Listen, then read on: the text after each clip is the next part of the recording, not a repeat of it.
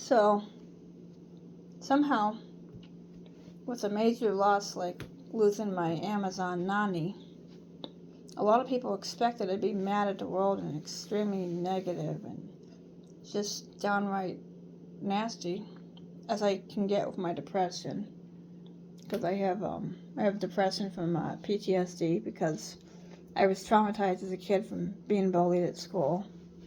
And I also had a toxic friendship that ended drastically in 2023 that had a profound effect on me. And I was angry at the world for 2 years over that friendship. It's like Nani, when I lost her, I was very devastated. Still am. But I was not so negative like I was when Pam left me. And I leaned on my faith so much, and me singing as a way to cope. And I find it therapeutic to sing and stuff and lean on my faith. It's like they say music can really speak to some. I actually think it does to me. It does. I heard songs that reminded me of Nani, and while I was by myself a few times or late at night, I would just start singing when I'd start to feel better, to feel better. It's like, it's like I leaned on those two things, and I ended up taking up more content creation than I was doing to cope as well. I was trying to fill my life with stuff that I enjoy. And I've been deep cleaning my bedroom because Nani had chronic yeast infections that were never able to get under control, and her meds eventually became ineffective because she probably built up a resistance, and it resulted in her passing away, despite all my efforts and and her vets.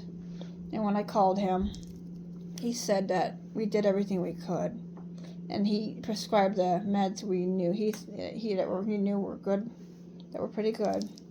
It just wasn't effective because sometimes with medication, even with people, resistance can be built up over time, and it can be hard to, adjust accordingly. And it just got to a point where I just couldn't save her. I mean, I tried, and she was having, good days and bad days up to that point. So it's like, it's hard to tell if it would until 2 hours before she passed if she was really dying, and it turned out she did.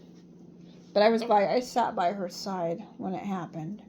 So I've been with her by her side from the time my mom brought her home till the night she died on her 23rd birthday.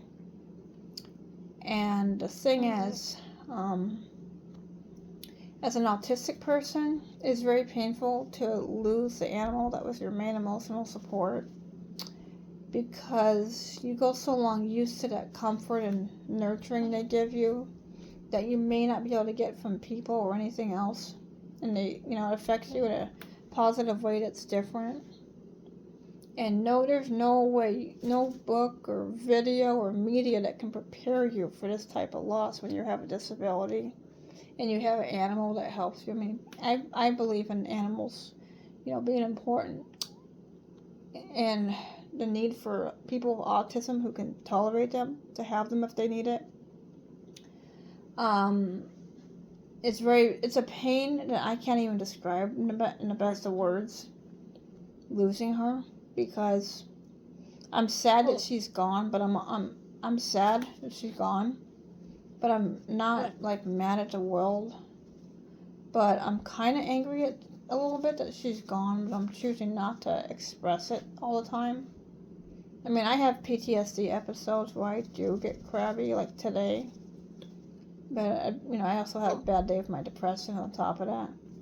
And I know stuff's just catching up with me since she died. But I didn't stay in a negative and mean mood like I normally do.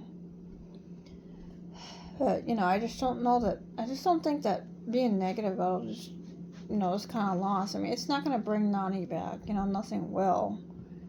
So it's not going to make it better to be like that. Although I know a lot of people grieve with anger. I mean, I do from time to time, because it's like many autistic people, I have a short temper and all that, but it's just a pain I can't even describe. And, and since I wasn't able to have kids when I had her, and I had her instead as a baby, it felt more like losing a kid, because I raised her for so long, and it cuts deeper than the typical loss somebody would have than a dog or a cat, because of how much longer Amazons and Greys live than dogs and cats.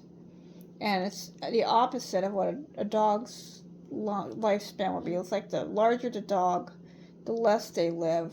But the smaller the bird, the less they live. So it's like the larger breeds actually live longer with birds as opposed to dogs. And, I know I did everything I could to take good care of her. It just was her time. God was ready to call her home. And for her to go into whatever the next life would be. And, I feel comforted she's no longer suffering from that yeast infection. I know she was miserable as hell. I had wished that there was some notice soon enough when she was dying. I wish I could have seen it coming maybe a few days sooner, because I could have had meds. I could have had my vet call in meds to our pharmacy to give her for pain, because I would have medicated her if I had a way to.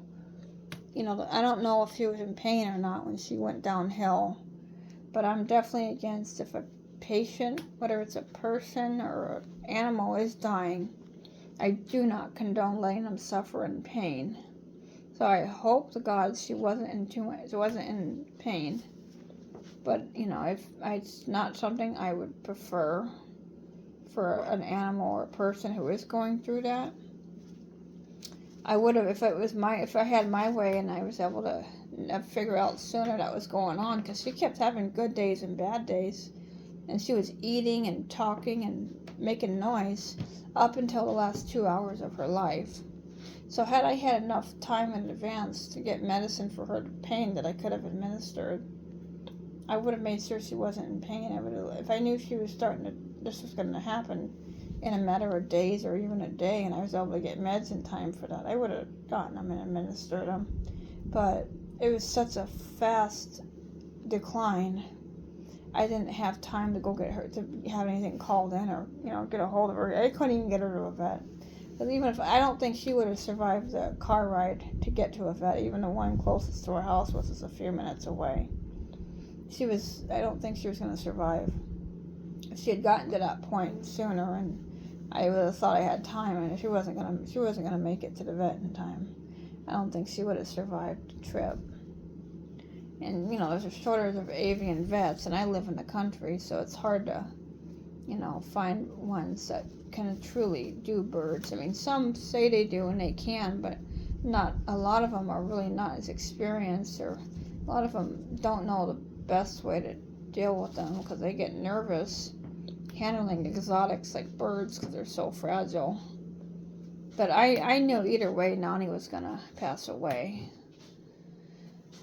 But I recommend that if you have an autistic child or adult and they've lost their emotional support animal or loved one, I definitely recommend that sooner you can get them an animal that can, they can't replace them but could fulfill the role they needed.